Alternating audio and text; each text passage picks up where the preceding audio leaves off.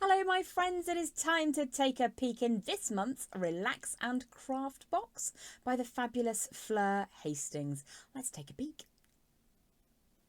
Let's see what's in this month's Relax and Craft box.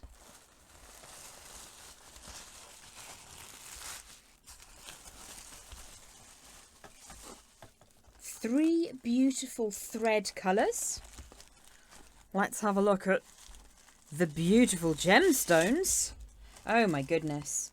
So that looks to me like impression jasper in a donut. That's fantastic. We've got gorgeous golden tiger's eye. Oh, that's so pretty. Could be another jasper. Let's see what else we've got in here to work with.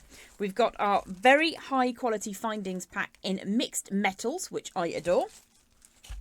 Aha, and here's the giveaway. This month is going to be Kumi Himo.